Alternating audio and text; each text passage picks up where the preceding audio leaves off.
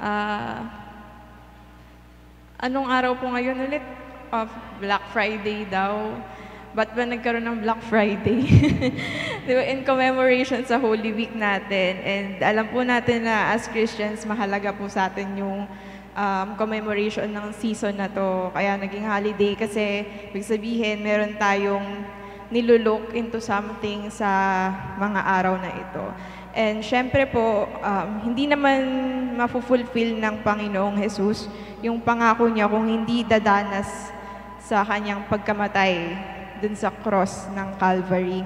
And dahil namatay siya dun, nagkaroon tayo ng faith. Kumbaga, na-exercise yung pananampalataya natin na, totoo pala yung sinasabi sa Bible, na totoo pala yung dineklara simula nung Old Testament pa lang na merong Diyos na tutubos sa ating mga kasalanan, ipapako sa krus, mamamatay at mabubuhay muli. Kaya po, lahat ng pasasalamat talaga ay para lang sa ating Panginoon. Sige po, ini-invite ko po ang lahat na tayo po tayo at sama-sama po tayong umawit.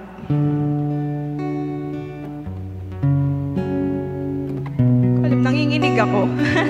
Iba-iba kasi talaga kapag alam mo na yung Panginoon mo, totoong nakikinig at lahat ng pinangako niya sa iyo talagang gagawin niya. Kaya magpasalamat lang po tayo sa Kanya sa lahat ng kabutihan niya at patuloy pang ipapakita sa atin. Hallelujah, Lord. Sama-sama po tayo, sabihin natin sa Kanya, kay buti-buti mo, Panginoon.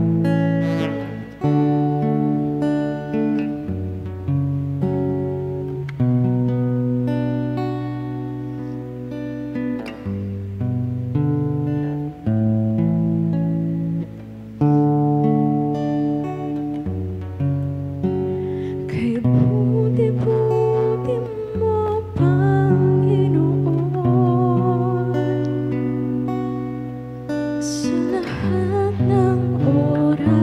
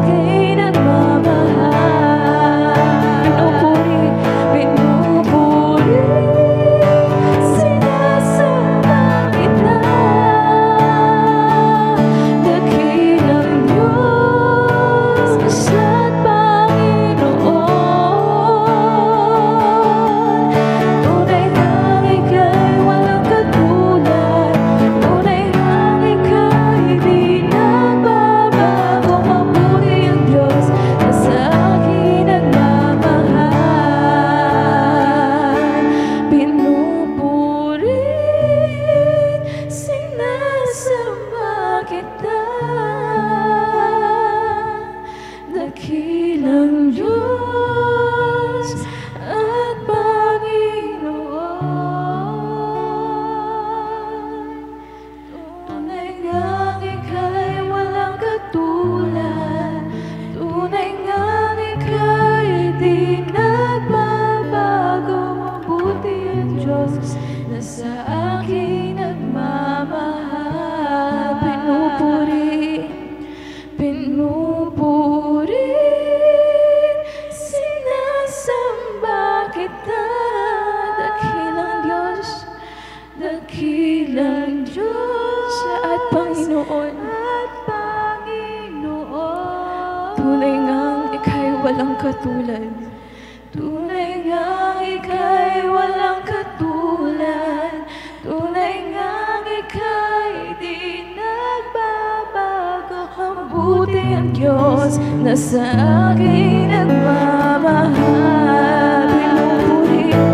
Pinupuri, sinasamba kita. Dakilang Diyos at Panginoon. Tunay ngang ika'y walang katulad, tunay ngang ika'y di nagbabago. Mabuti ang Diyos na sa aking suling pagkakataon, church. Pinupuri, sinasamba kita. Dakilang Diyos at Panginoon.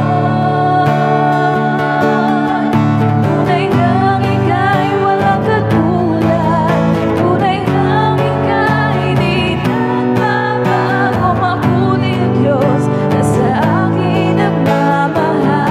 Mabuti ang Diyos, mabuti ang Diyos na sa akin nagmamahal. Mabuti ang Diyos na sa akin nagmamahal.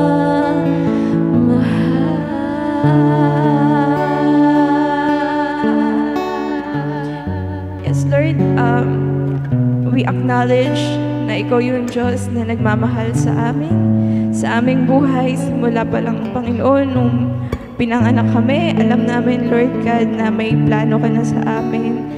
Planong maganda, na mas higit na maganda kaysa iniisip pa namin sa aming mga sarili. Kaya, Lord, patuloy naming nararamdaman at nararanasan yung kabutihan mo sa bawat araw, sa bawat oras, sa lahat ng pagkakataon, Lord.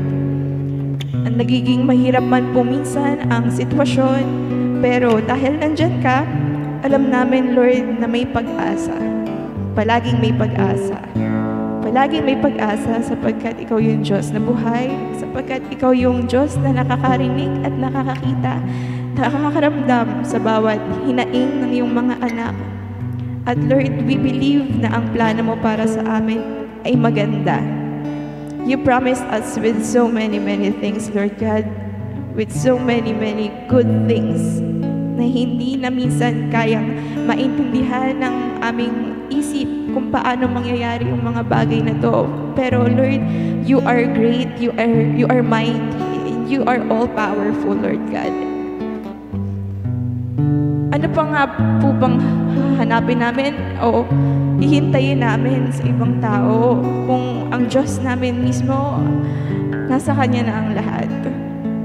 Ultimo Kanyang buhay ibinigay para tumupad ng pangako dahil sa pagmamahal. Kaya Lord, in this season, we just want you, Lord God, to be acknowledged, to be recognized, that you are the only one God. Wala nang ibang tao na makakapantay sa'yo. Walang ibang Diyos na pwedeng sambahin kundi Ikaw lamang, Panginoon. Kabutihan mo ang maitaas. Sa'yo po ang lahat ng kapurihan at pagsamba. Ito po ang aming samot panalangin sa nag-iisang Diyos. Noon hanggang ngayon at magpakailanman. Ang lahat po ng Kanyang anak ay magsabi ng Amen.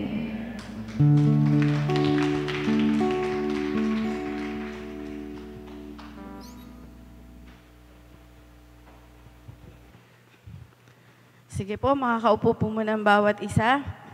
Magandang gabi po sa bawat isa. Ito po yung time ng taon na lahat ng tao, karamihan sa mga tao ay nagluluksa. Diba kasi patay daw ang Diyos. Patay po ba Diyos? Hindi siya namatay. So tayo po tayo uli. Awitin natin, God's not dead. He's alive. Paulit-ulit lang po yun, ha? Isi mo lang, Sam. Isi mo lang. God's not dead.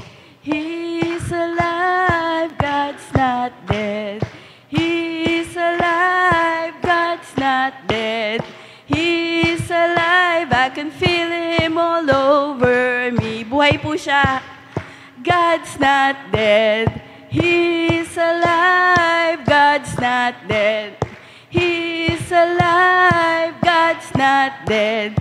He's alive. I can feel Him all over me. Buhay! Buhay, buhay, buhay kailan paman. Si Jesus ay buhay, buhay kailan paman. Buhay, buhay, buhay kailan paman. Si Jesus ay buhay kailan paman. Awitin natin ang hallelujah. Si Jesus ay buhay kailan paman. Awitin natin ang hallelujah. Si Jesus ay buhay. Nakakasunod na kayo sa bagong kanta? Ulitin natin. Buhay, buhay, buhay kailan paman. Si Jesus ay buhay, buhay kailan paman. Buhay, buhay, buhay kailan paman. Si Jesus ay buhay kailan paman. Awitin natin ang hallelujah. Si Jesus ay buhay kailan paman. Awitin natin ang hallelujah. Si Jesus ay buhay. Amen. Thank God. Makakaupo na po ang bawat isa.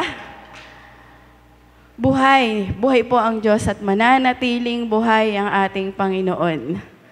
Okay? So, salamat din sa Panginoon at buhay na buhay po tayo ngayong gabi. Bagamat maraming naglakad at tagaktak yung pawis natin, pero hindi po yun makaka-prevent para atin pong sambahin, ating dakilain at ating panalanginan ang ating Panginoon. So, before any of that, tawagin na po natin yung mensahero natin ngayong gabi.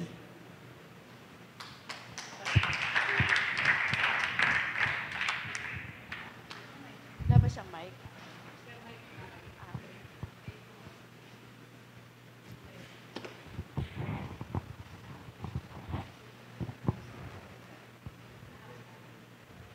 Yan, hallelujah, praise the Lord. Magandang gabi po sa ating lahat. Napagod po ba kayo kahapon? Nag-enjoy naman, no? Okay. Ayan, dahil sabi nga ni Mama, buhay ang ating Diyos at patuloy na kumikilos ang Diyos sa mga buhay natin. Ang topic po natin ngayon ay about sa goodness of God. Kung gaano kadakila ang ating Panginoon. Sa buhay ni Daniel. Familiar po ba sa inyo yun? Sino si Daniel? Sa Book of Daniel. Short background, si Daniel ay galing din sa lipi ng Juda, sa Jerusalem. Na-conquer ng king ng Persia, ng Babylon, ang Jerusalem. So, apat sila, kasama niya si Shadrach, Meshach at Abednego, pati si Daniel, na na-capture, nakuha ng King of Babylon. So, familiar kayo dun sa kwento po nila Shadrach, Meshach at Abednego. Yung tinapon sa pugon na pinainit ng 7 beses. Yun po. Okay. Bale, sa Book of Daniel, maunang kukwento yun, yung sa kanilang tatlo. Sila yung nag-refuse na sumamba dun sa Diyos-Diyosan na pinapasamba nung hari. Tapos, sa chapter 6 ng Daniel, doon natin mababasa yung kwento ni Daniel sa Lion's Den. Pero ano nga ba yung nangyari doon? Bakit nga ba siya pinatapon doon sa Lion's Den? Pag sinabi Lion's Den, parang yun yung lugar na nandun nakakulong yung mga lion. And bakit siya pinatapon doon? Aralin natin. Basahin natin. So, kung meron po tayong mga Bible, since wala yung TV, magbasa po tayo sa Bible natin. Buksan po natin sa Book of Daniel, chapter 6.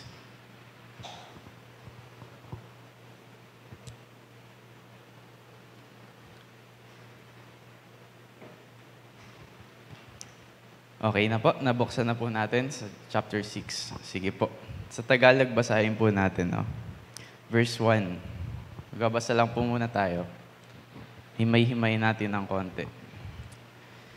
Sige po. Verse 1. Si Haring Dario ay pumili ng 120 pinuno ng mga rehiyon sa buong kaharian. Sino po ba si Haring Dario? Siya yung king na nakakapture sa kanila nitong time na to. Verse 2, pumili rin siya ng 3 mamamahala sa mga pinuno ng rehiyon at mangangalaga sa kapakanan ng hari. At isa rito si Daniel. Ulit, 3 mamamahala yung pinili ni King Darius. Isa po doon si Daniel. Verse 3, si Daniel ang naging pangunahin sa 3 tagapamahala at sa mga pinuno ng mga rehiyon dahil sa pambihira niyang karunungan. Sa previous chapters po si Daniel, yung sinasanggunian ng mga hari, pag meron silang mga panaginip na hindi nila naiintindihan. Binigyan ng wisdom, ng gift si Daniel from God, na interpret yung mga dreams ng mga hari. Andun yung dream ni Haring Nebuchadnezzar, pati yung anak niya. In-interpret ni Daniel yon. Hanggang dito si King Dario na, Haring Dario na, yung under na siya ni Haring Dario. Okay po. Dahil dito, naisip ng hari na siyang gawing tagapamahala sa buong kaharian. Siya nga kasi po yung pinakapangunahin doon sa 3 tagapamahala dahil siya yung may angking karunungan. Okay po. Ang 2 kasama niyang tagapamahala at ang mga pinuno ng mga rehiyon ay humanap ng maibibintang kay Daniel upang huwag matuloy ang magandang balak ng hari para sa kanya. Ngunit wala silang makitang dahilan sapagkat laging matapat si Daniel sa kanyang tungkulin. Ano nga po yung balak, yung magandang balak ng hari para kay Daniel? Gawing pinuno nung 3 na yon, ng mga tagapamahala. Ano? Okay. Verse 5, kaya't sinabi nila, wala tayong maibibintang sa kanya maliban sa mga bagay na may kinalaman sa kautusan ng kaniyang Diyos. Ano yung pag-usap nung 2 namamahala din, tsaka nung may mga hindi magandang balak sa kanya? Gusto nilang, ayun nga, sinabi ko na, mali. Gusto nilang gawa ng hindi maganda si Daniel para hindi sa kanya mapunta yung posisyon. Kasi gusto nila sa kanila mapunta yung posisyon. Marahil, eto ay segesis ko lang, marahil naisip nila na ayaw nila kay Daniel kasi si Daniel ay isang Hudyo. Galing sila sa Babylon. Na-capture lang kasi yung Jerusalem yung Hudyo Kaya napunta si Daniel dun sa kaharian nila. Marahil yun yung nasa isip nila, kaya ayaw nila. So may discrimination, possible. Okay? Tuloy po tayo sa verse 6. Nagkaisa silang humarap sa hari. Sinabi nila, mabuhay ang Haring Dario. Kami pong mga tagapamahala ng kaharian, mga pinuno ng mga rehiyon, at mga tagapayo ay nagkakaisa ng palagay. Mabuti pong ipag-utos ninyo sa loob ng 30 araw ay walang sasamba o mananalangin sa ibang Diyos o tao maliban sa inyo. Sino mang hindi makasunod sino mang hindi susunod sa utos na ito ay ihuhulog sa kulungan ng mga leyon. Ang ganda ng suggestion ng mga advisor ng hari. 8. Kaya, mahal na hari, magpalabas po kayo ng gayong kautusan at inyong lagdaan upang maging batas ng Media at Persya. Batas na hindi mababago ni mapapawalang bisa. At gayon ang ginawa ni Haring Dario. Sinunod naman ni Haring Dario. Ang ganda kasi ng suggestion nila. Verse 10. Nang malaman ni Daniel na nilagdaanan ng hari ang gayong kautusan, umuwi siya. Lumuhod siya't nanalangin at nagpasalamat sa kanyang Diyos sa silid sa itaas ng kanyang tirahan na may bukas na bintanang nakaharap sa Jerusalem. 3 beses niyang ginawa ito sa maghapon gaya ng kanyang kinaugalian. 11. Ngunit binabantayan pala siya ng kanyang mga kaaway. Sinulit yun? Pinagbabantay sa kanya? Yung dalawang kasama niya sa posisyon na tagapamahala at saka yung ibang mga miminuno. 12. Siya'y kanilang isinumbong sa hari at sinabing, hindi po ba't pinagtibay ninyo ang isang kautusan sa loob ng 30 araw ay walang mananalangin sa sinumang Diyos o tao maliban sa inyo at ihahagis sa kulungan ng mga leyon ang sinumang lumabag dito? Sumagot ang hari, ang kautusan ng Media at Persya ay hindi mababago ni mapapawalang bisa. So, ayun.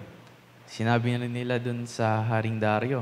Sinisimulan na nilang i-introduce kay Haring Dario ulit yung nilagdaan niya na kautusan. 13, sinabi nila, mahal na hari, si Daniel po na isa sa mga dinalang bihag mula sa Juda ay lumabag sa inyong kautusan at 3 beses pa po kung manalangin araw-araw. So, na-set up nila ng maayos si Daniel. Nadala nila si Daniel dun sa gusto nilang kalagyan ni Daniel, sa gusto nilang posisyon na magkaroon si Daniel.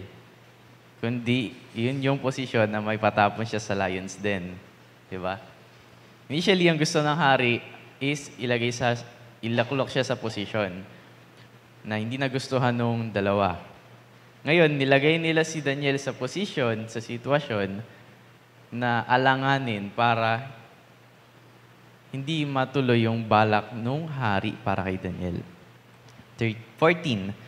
Nang malaman ito ng Haring Dario, nabalisa siya at maghapong iniisip kung paano maililigtas si Daniel. Kasi nga, may balak na siya kay Daniel eh. Nakikita niya kay Daniel yung qualities na dapat kay Daniel mapunta yung posisyon at hindi dun sa iba. Na magkaroon muli ng pagkakataon ang mga kaaway ni Daniel, lumapit ang mga ito sa hari at sinabi, alalahanin ninyo, mahal na hari, na batas sa Media at Persya na hindi maaaring baguhin ang alinmang kautusan na pinagtibay ng hari. Di ba? Well said. Ang galing nila.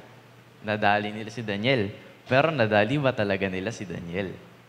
16. Dahil dito, inuutos ng Haring Dario na ihulog si Daniel sa kulungan ng mga leyon. Wala siyang magawa kasi nalaggadaan niya na eh. Di ba po? Ngunit sinabi niya rito, naway iligtas ka ng Diyos na buong katapatan mong pinaglilingkuran. 17. Ang bunganga ng kulungan ay tinakpan ng isang malaking bato. Tinatakan ito ng pantatak ng hari at ng kanyang mga tagapamahala para hindi mabuksan ng sinuman.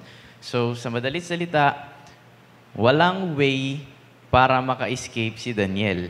Kasi tinakpan ng bato eh. Malaking bato.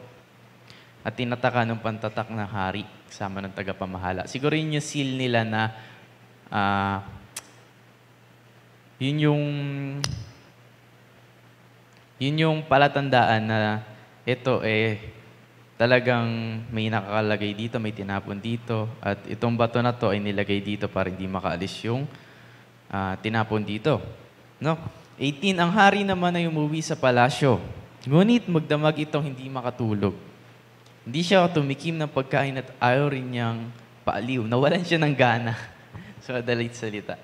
Walan siya na energy sa mga bagay-bagay kasi nga, yung tao na gusto niya i-appoint is nasa ganong kalalagayan. Hindi niya maisip na si Daniel yung magiging biktima nung panukala, nung batas na yon.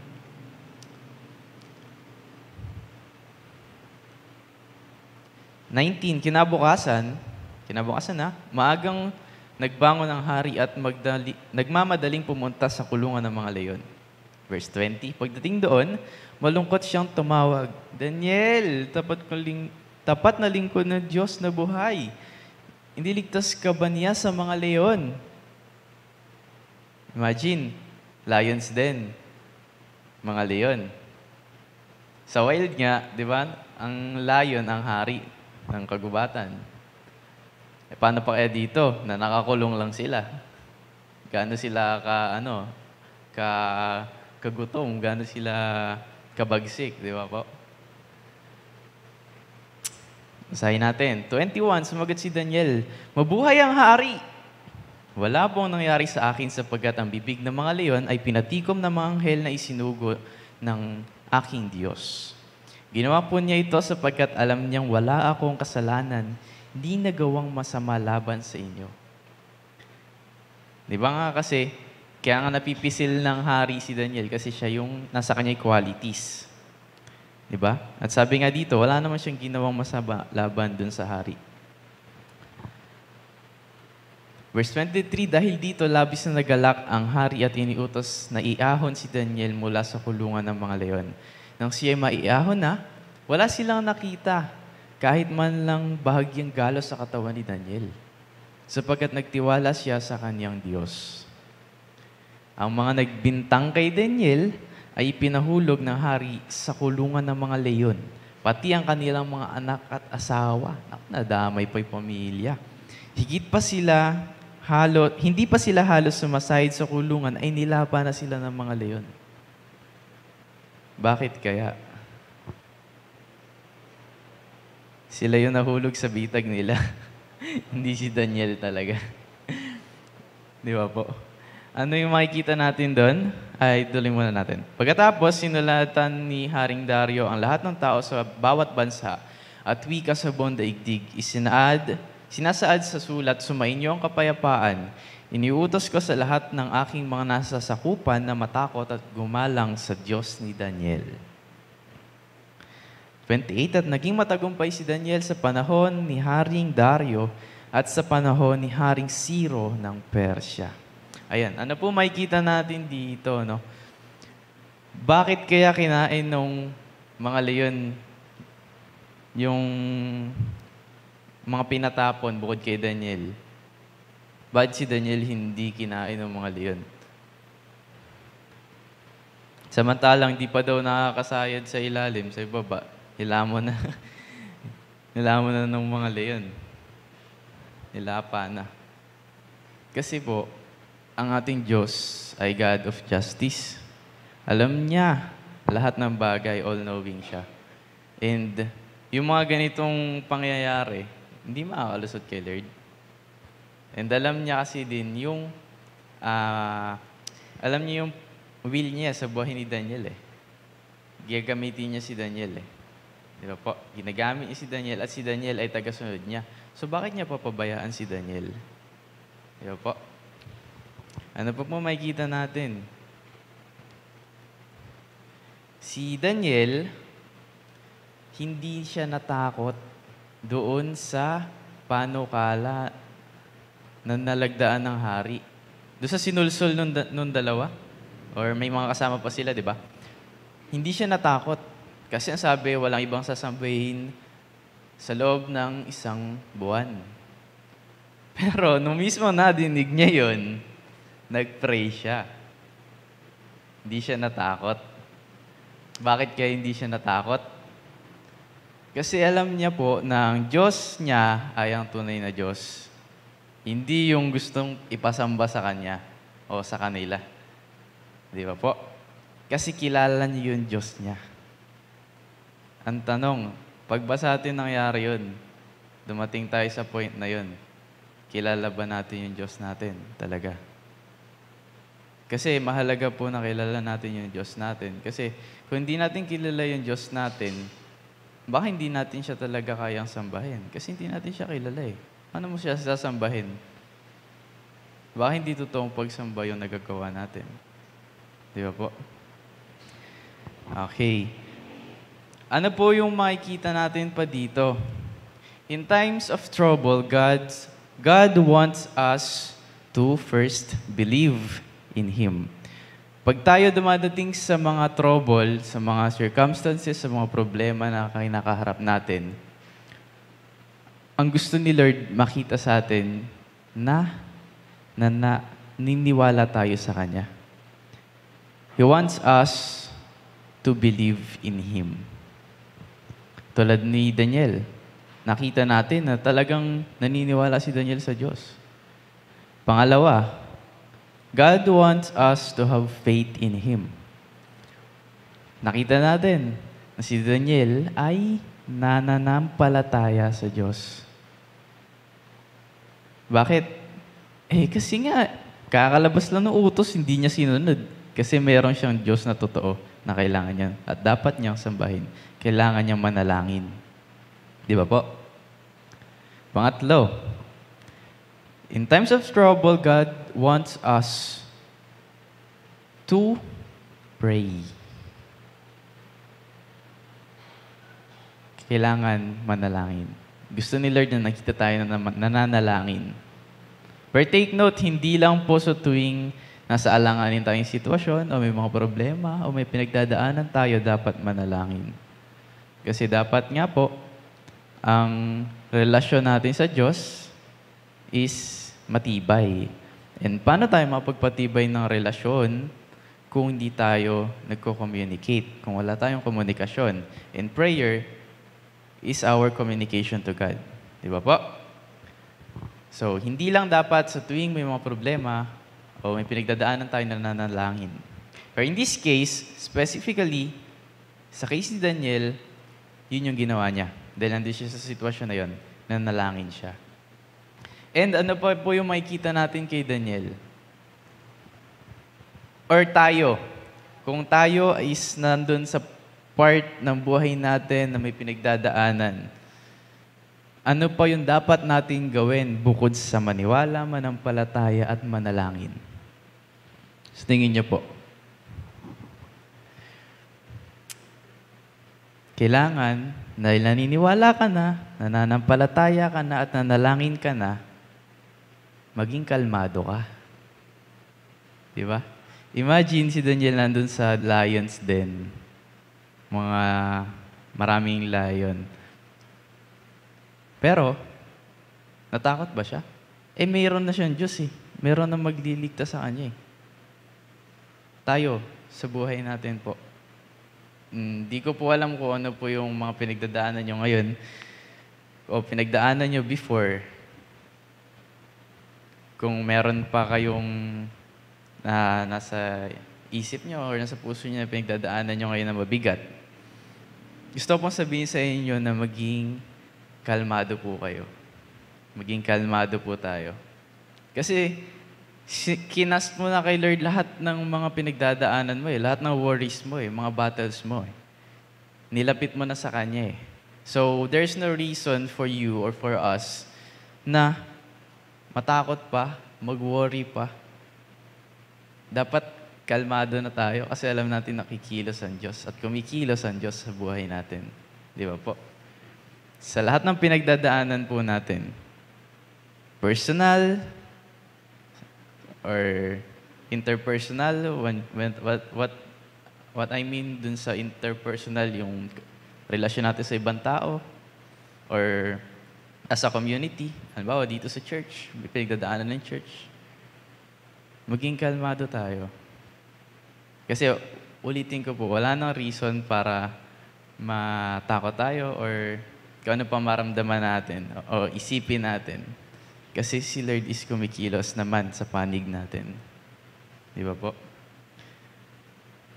Ayan. So, sino po dito yung mga natakot kahapon? Yung mga nasa bus? Ayan. Di po, ang daming ang daming na-test yung faith kahapon, palagay ko. Di ba? Di ba po? Kasi minsan dadating talaga tayo doon sa point or sa situation na tetest tayo ni Lord yung faith natin. Gaano ba kalalim yung faith ng anak ko na to sa akin? Di ba? O sample na yung kahapon. Di ba po? So, as a believer of Christ, kailangan nakikita sa atin yun. Alin? Yung faith. Yung trust kay Lord.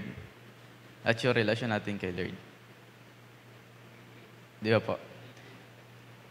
Imagine niyo po, kung sa bus na yon, merong unbeliever, tapos naging ganun yung sitwasyon, tapos ang laman ng bus is mga nagpapanik na lahat, walang nagpe-pray.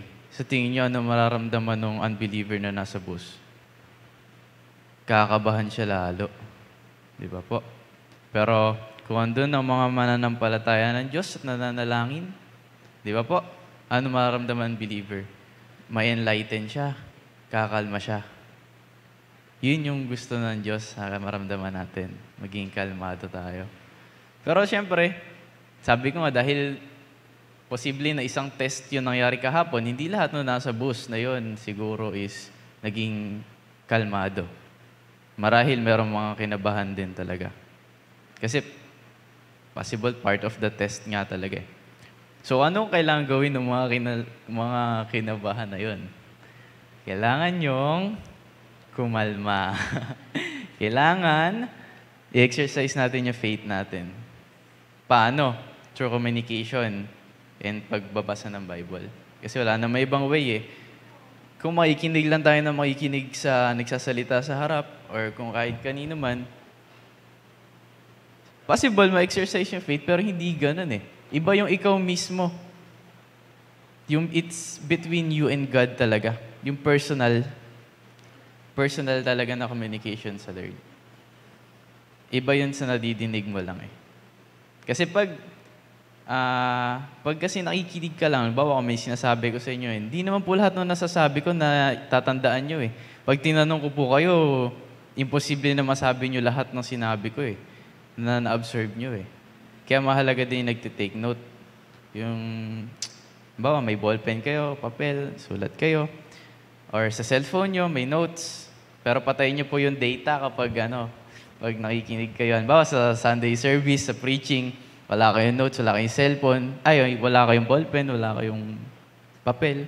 Sa cellphone kayo magna-notes, patayin nyo yung data nyo. Kasi baka mamaya nagpe-Facebook na kayo. Di ba po? Minsan guilty ako dun eh, kaya... Ayun. So, ulit, ano po yung apat na gusto makita ni God sa tuwing nandun tayo sa panahon ng trouble? Believe, maniwala, have faith, manampalataya, pray, manalangin, at stay calm, maging kalmado. 4 na M po yun. Ulitin ko po Maniwala, manampalataya, manalangin, at maging kalmado. 4 na M. Ayan po. Ang tanong, have you experienced God's goodness in times of need? Especially in times of need. Kasi, mas nakikikita, mas naitataas yung Diyos, yung ginagawa ng Diyos sa ating mga buhay kapag tayo ay nakakaranas ng kahirapan. Di ba po? Kasi wala tayo ibang kakapitan eh. Wala tayong lalapitan kundi siya lang eh. Di ba nga napapractice yung faith natin? So, sa atin po individually, na-experience nyo na po ba yung God's goodness sa mga buhay nyo nung panahon na kailangan nyo siya? Sino po dito naka-experience na? Hallelujah. And I pray and I hope na nawa, patuloy natin maranasan yung goodness ni God sa mga buhay natin sa araw-araw. At hindi lang tayo makaranas nun, may share din natin sa iba. sa mga nakakasalamuha po natin. 'Di ba? Kailangan nga maging Christ-like tayo eh. Kailangan maging salt and light tayo. So, hindi tayo magiging salt and light or Christ-like kung hindi nakikita si God sa buhay natin, sa pang-araw-araw na buhay natin. Kasi madaling sabihin kapag nandito ka sa church every Sunday, uy, parang ang ganda ng aura ni bro, ang ganda ng aura ni sister. Parang ang gaan niya, ang gaan ng aura niya.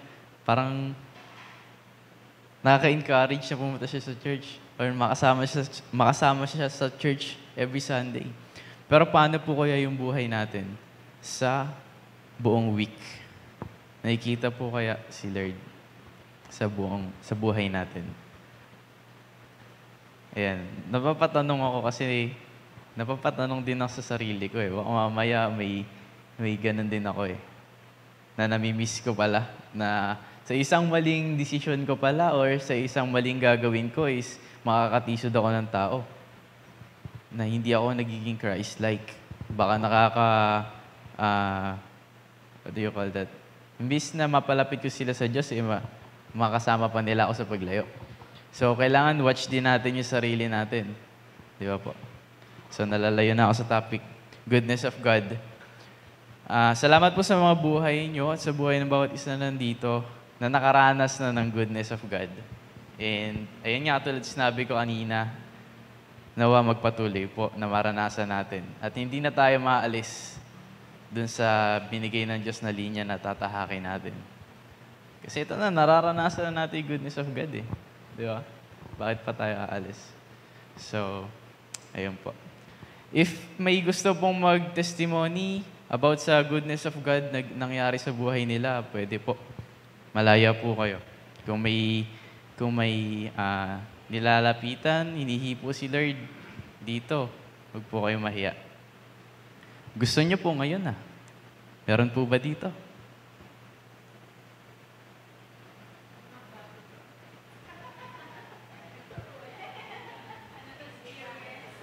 Huwag po kayong mahiya.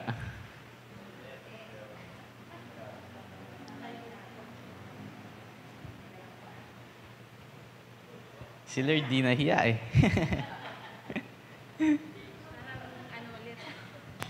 Parang ganun ulit yung mga nangyari. Kasi talagang from the start, marami kami naging problema talaga. Sobrang dami talaga. Hindi ko alam kung bakit kami sinusubok ng ganito. Pero maliit pa lang ako, naging mapagmahal ako sa mga magulang ko, sa kapatid. Maalaga ako sa kanila. Pero kahit ganun, sinubok pa rin ako ni Lord. Hindi ko alam kung bakit nangyari, pero nangyari na lahat. Hindi ko alam kung ano yung plano niya sa akin, sa amin. Pero naniniwala ako sa Kanya na hindi niya ako pababayaan. At alam ko na mahal ako ng Diyos. Hindi siya nagkulang sa akin, sa aming pamilya. Hanggang ngayon, damang-dama ko talaga kung ano yung binibigay ni Lord para sa akin dahil wala pa akong hiniling sa Kanya na hindi niya ibinigay. Talagang lahat ng prayers ko, mula nung bata ako, kahit nagkakamali ako, nakaalalay pa rin siya sa akin. Nandito pa rin siya sa tabi ko talaga. Talagang napakabuti ni Lord. Maraming pagsubok, pero Lord, sabi ko, bakit ganito? Bakit binibigay mo sa akin yung mga ganito? Anong kailangan kong gawin para malagpasan ko lahat to? Yun pala ang kailangan natin, yung magkaroon ka ng kakontentuhan sa buhay, magkaroon ka ng yung paniniwala mo sa Kanya, yung buo, yung hindi ka matatakot, kahit anong mangyari sa'yo, hindi ka matatakot.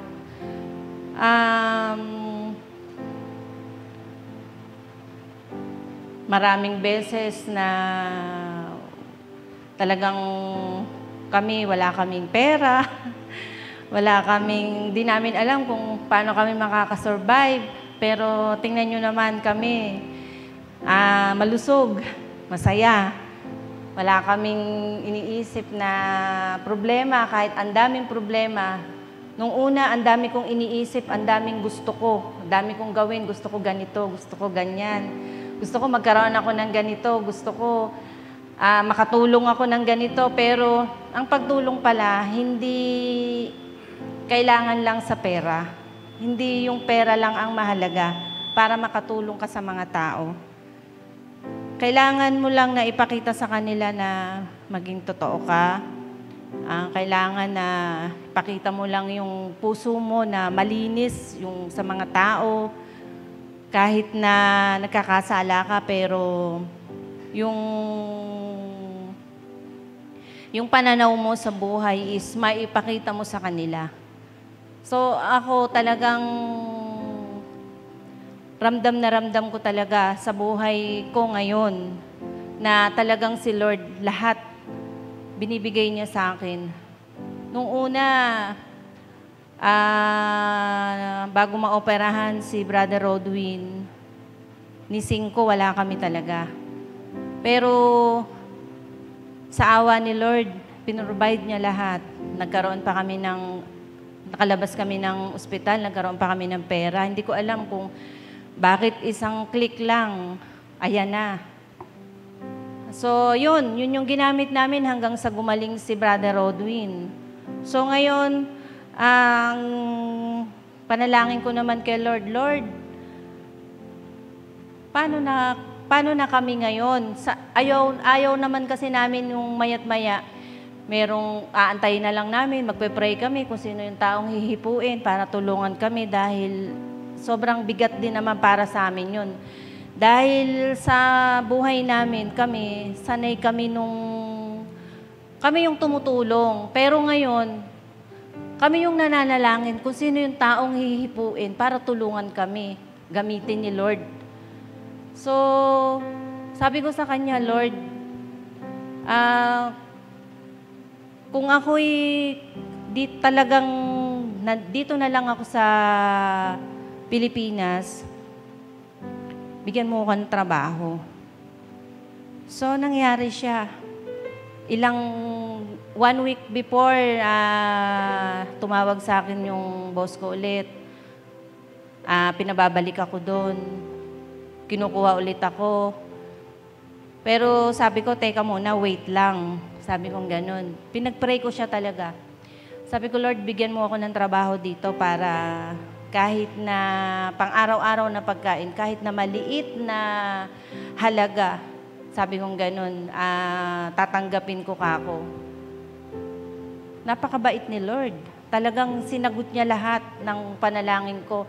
Ultimo yung pinakamaliit na problema na namumroblema ako ba, ang hirap ng ganito, sabi ko, bakit ganito? Pero lahat na yun talagang ibinigay niya sa amin, sa akin, lalo na sa akin.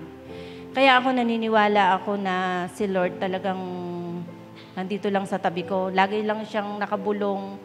Kung siguro sa mga tao, hindi rin natin maiaalis.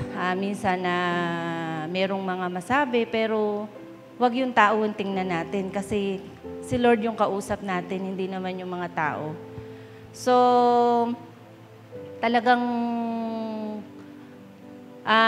yung panalangin, yung faith mo talaga, yung pagkalma mo, sabi nga, lahat na yun, yung apat na yun, talagang pagka naipamuhay mo talaga, talagang ano mo siya, talagang masasabi mo na, Lord, maraming salamat dahil lagi kang nandyan. Hindi mo ako pinababayaan, hindi mo kami pinababayaan. So, sa atin man dito, sa ating tayong mga magkakasama, sa ating mga kapatiran dito sa atin, kung ano man yung mga pinagdadaanan natin, wag tayong matakot. Maging honest lang tayo, tsaka yung puso natin maging malinis lang. Kasi si Lord ang nakakakita ng puso natin. Siya lang.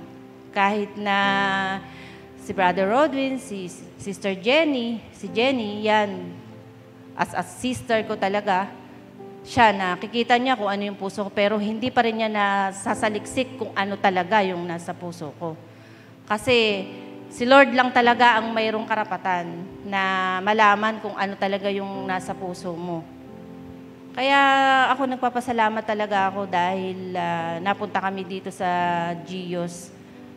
Meron talagang dahilan. At saka yung kahapon, yung binaptize kami, talagang sobrang sarap ng pakiramdam. Parang ang gaang.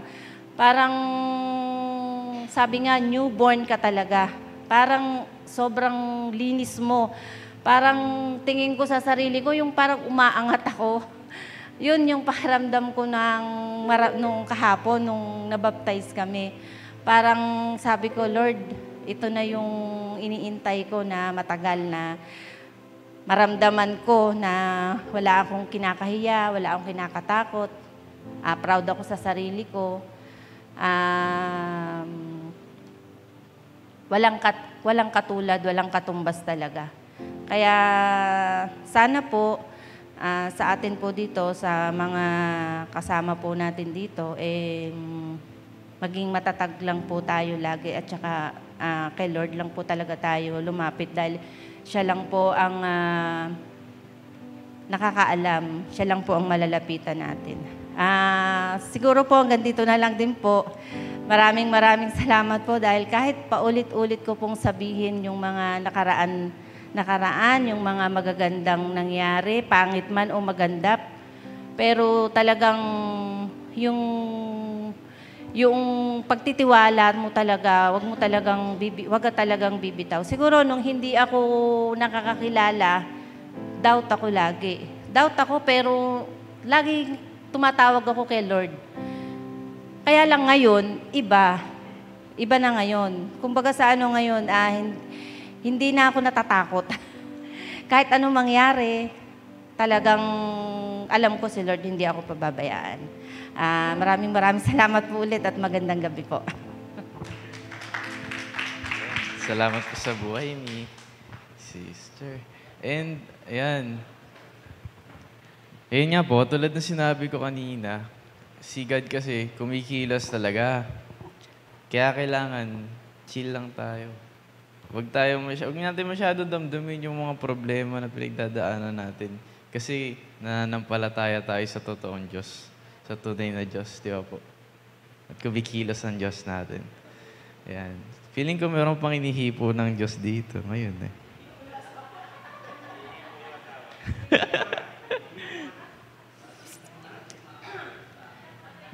Mas maganda po kasi na ina-express natin yun. Yung mga ganyan. Sige po kayo, pag nagtawag sa linggo kayo magsasalita. Una po sa lahat, nagpapasalamat ako sa Panginoon. Hindi ko malaman kung mahihiyain ako o hindi Pero nagpapasalamat muna po ako sa Panginoon. At ako, napakarami pong nangyari sa akin. Marami pong nangyari talaga po sa akin. Simula po nung may nagpadala po sa amin si Jesus. Pinadala sila doon, siguro, doon sa bahay namin para gamitin, para ayoko nga silang pansinin. Tinawag ako nung anak ko, hindi ko alam kung sino nagpatawag. Yun ang umpisa nung parang pa ako nun, sa drugs, parang pa ako ng oras na yun. Hindi ko sila sabi, pa, may tumatawag sa'yo, tawag ka daw. Palay lang nga. So, yun. Nakita ko sila, Sister Beth, Sister Malu, sa Sister Jen. Yun, nakinig ako. Parang naging madaldal pa nga ako. Napakarami kong ginawa. Araw-araw wala akong ginawa kundi mag-drugs, uminom. Bago yun Totoo po yun. Siguro, yung pagtawag nila sa akin yun Kaya nagpapasalamat ako sa kanila rin. Ngayon, nandito na ako, nangako ako. Umpisahan ko. Nagpasabi pa ako kay Carol na hindi ako makakarating. Pero nadamdamin ko talaga. Ginawa ko, dumating ako dito. Late na ako, pero nahihiya ako nun. Sister Beth, kasi nangako ako eh. Tinupad ko yun. Dire-diretso. Hanggang ngayon, dire-diretso na talaga siya. Parang gusto ko na nga dito tumira eh. Totoo yun, dito sa bahay ng Panginoon. Nagtuturo ng mga salita. Sobra. Parang gusto ko lang iklian, yun na yun eh. Gusto ko araw-araw maglingkod dito, sa mga tao. Wala akong hinihinging kapalit, pero laging may kapalit eh. Lahat sila, siguro sabi ni Lord, hindi kita pababayaan, ang babait nila lahat. Lahat dito nang nakakasama ko. Lahat sila, alam ko, matatag sila. Kaya ako tumatatag na rin eh. So, lagi yon. Yun na. Papasalamat ulit ako una sa Panginoon. Sister Joy, lahat nung nandito. Brother Charlie, Sister Ana. Salamat po sa pamilya nyo. Sister Beth, lahat po kayo. Salamat po, yun na po. Salamat po. Sobra. Thank you. Yan, hallelujah. Nakakatawa madinig yung mga testimony. Grabe. Hindi ko alam po yung background ni brother. Ngayon ko lang nadinig yun. Pero sobrang nakakatawa po talaga na... Ayan. Tinawag na.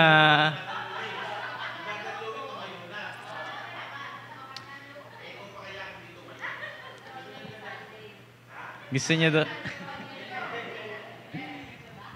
Ayan.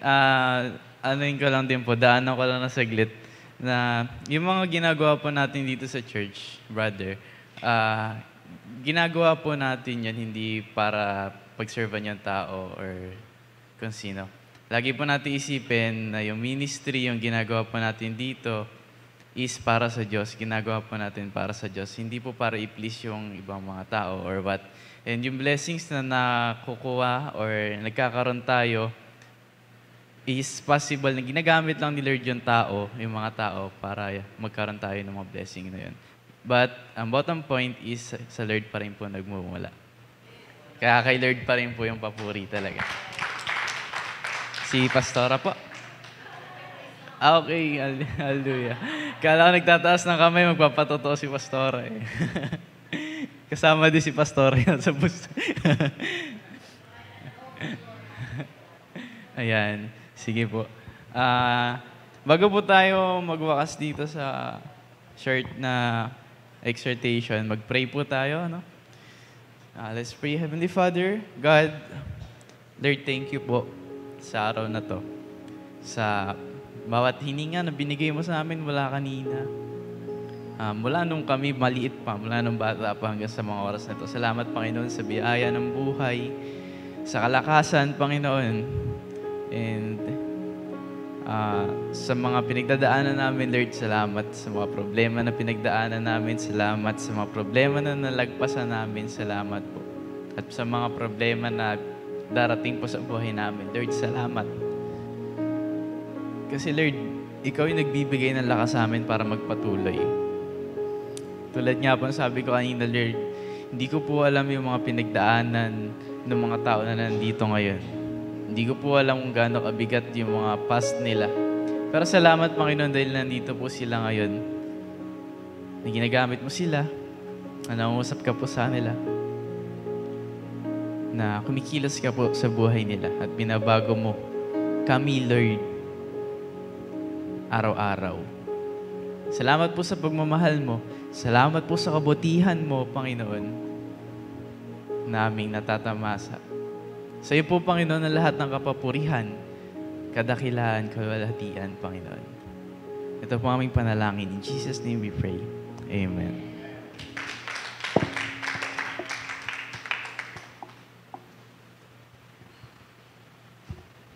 Baka po may gusto pa pong humabol. Night of praise daw po ito. Night of praise, worship, prayer. Baka po may gusto pa diyang, baka may kinakalabit si Lord. Uy, anak, may blessing akong binigay sa'yo. It's about time. Agawin niyo po sa amin tong microphone. Yun po yung mga ginagawa po nating panalangin yung po mga ginagawa nating panalangin sa Panginoon ay sinasagot po niya. At meron pong answered prayer sa atin ngayon. Hindi ko lang alam, mas maganda kasi sa kanya manggaling yung answered prayer. Sige po, bago po tayo umawit, bago tayo mag-pray, tayo nga po tayo, sambahin natin, papurihan natin ang Panginoon. Sinend ko sa'yo. Sige po. Alam na po ba ng lahat ito?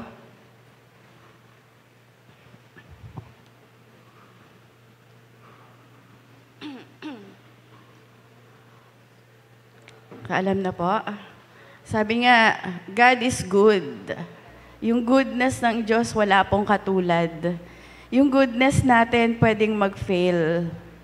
Yung pinangako ko sa isang tao, pwedeng mawalan, pwedeng hindi magkatotoo. Pero yung goodness ng Diyos, wala po siyang katulad, wala nang hihigit sa atin. Dahil siya po yung Diyos na hindi nagbabago, noon pa man hanggang ngayon at hanggang magpakailanman.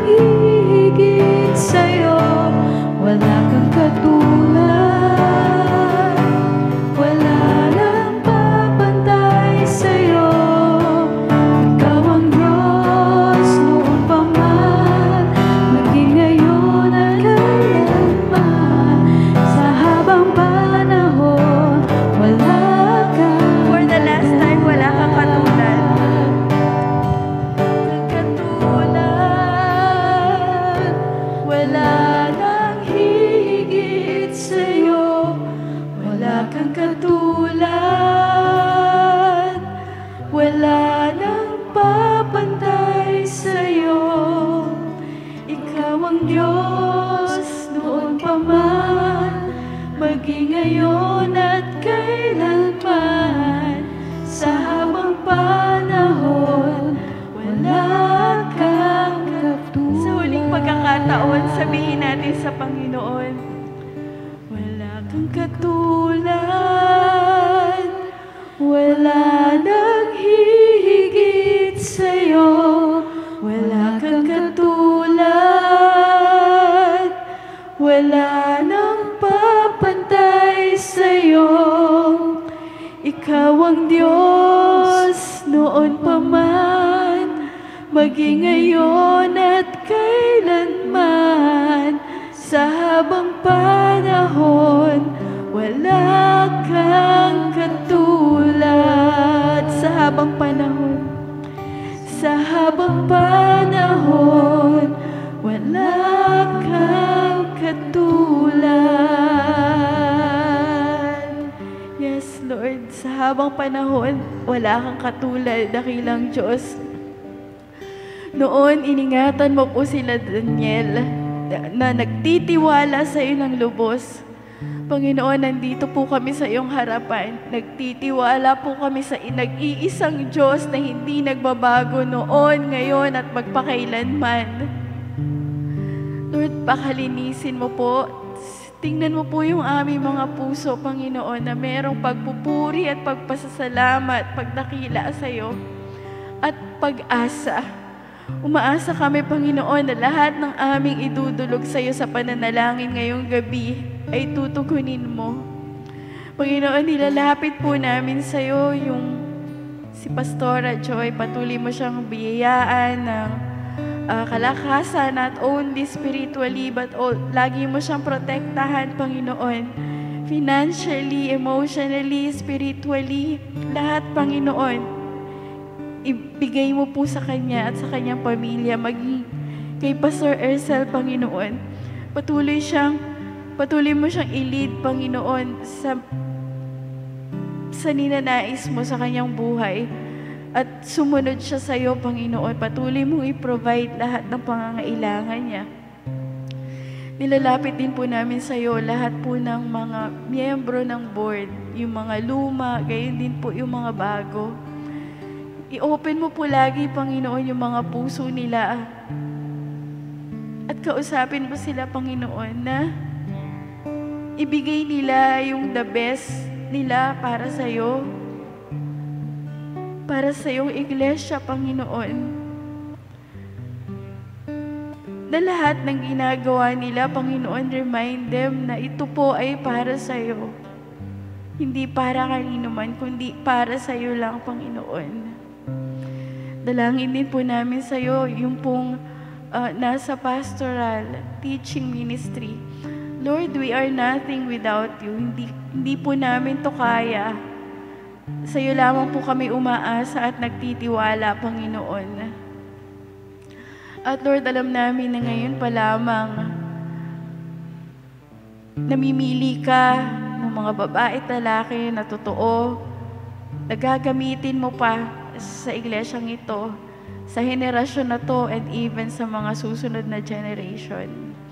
We also pray for our yung pong aming bansang Pilipinas, Panginoon. Pagpalain mo po yung aming presidente, yung vice, yung pong aming mga senador, yung pong aming mga tagagawa ng batas. Lord, bigyan mo sila ng desire, ng puso na talagang nagnanais na maglingkod sa bayan. Not only, Lord, yung mga nasa taas, gayon din po yung mga nasa baba. Yung aming po mga governors, mga mayors, mga barangay captain, barangay official, Panginoon, lalong-lalo po dito sa aming bayang Taal. Bigyan mo sila ng desire talaga na maging malinis, Panginoon, yung kanila pong pamumuno at maging patas po, maayos para po sa ikagaganda ng amin pong barangay. Maraming salamat sa iyo, Panginoon. Nilalapit din po namin sa iyo ang buong mundo. Marami pong pananakot na ginagawa ang Russia, pero Lord, ang plano mo pa rin po ang matutupad, Panginoon. yung timetable mo po, yung amin po pinanghahawakan sa lahat ng bagay na to. And we even pray for Israel, Panginoon, na bayan mo. Patatagin mo po, ngayon pa lamang, Panginoon, tawagin mo po yung mga anak mo minsan pa, sapagkat alam namin na bayan mo po itong minamahal at marami rin pong mga nakakakilala na sa'yo at kikilala pa, Panginoon, sa pamamagitan po ng mga anak mo, ng mga missionary sa buong mundo.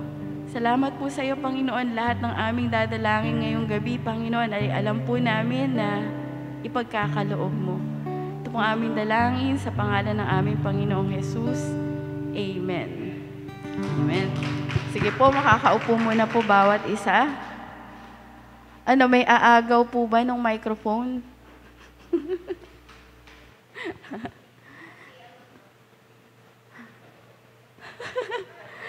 Si Faith, nahihiya daw si Faith. Pero meron pong magandang ginawa si Lord sa buhay niya. Na-answered prayer po pinapanalangin natin.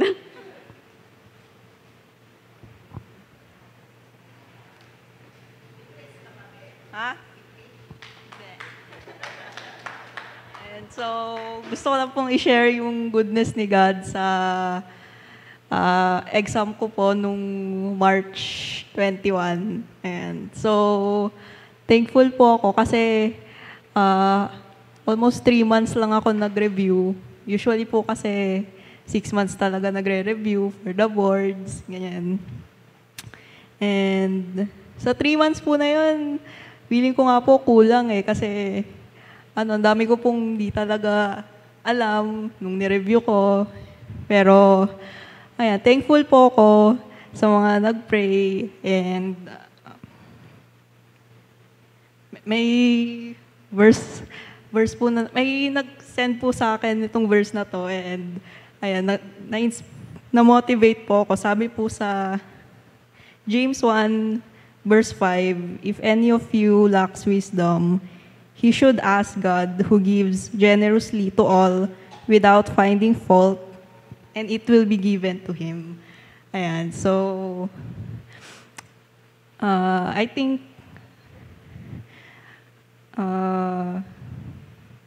applicable po to sa lahat, di man board exam, pero I think lahat po tayo merong pagsubok sa buhay na minsan kailang na parang di natin alam kung paano masosolusyonan, madaming problema. So, panghawakan po natin tong verse na to. Ayan. Ayan. Thank you po. Yan, thank God. Meron na po ang church na bagong medtech, no? May medtech na po tayo. Thank God. So, ngayon po, sabay-sabay po tayo mag-pray. Ito pong nasa taas. Nababasa niyo po ba yung sulat ko? Yan po mga... Okay. Yung mga Bible studies po natin.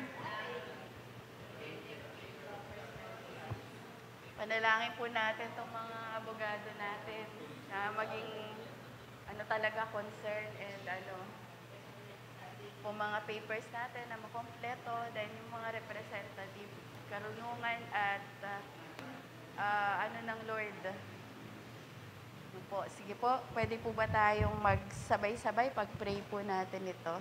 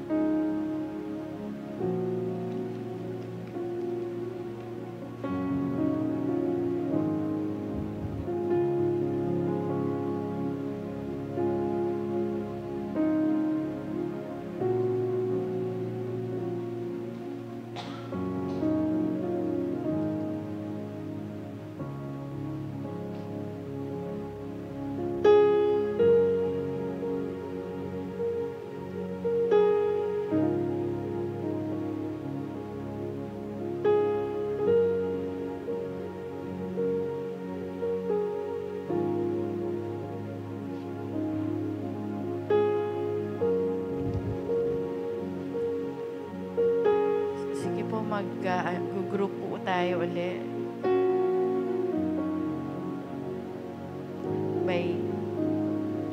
By threes po ulit. Triplets po tayo ulit. Tapos po, sharing po tayo ng saglit. Then yung prayer request po natin sa isa. Then paki-include po natin to yung daw pong paa ni Brother Norvin. Then kagalingan, then yung operasyon po ni Brother Van. Maging successful, provide ng Lord lahat. At saka po si Sister Baby. Kagalingan din po. Nasa ospital.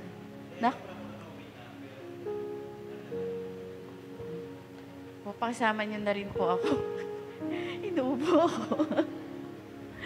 Sige po, mag-groupings na po tayo.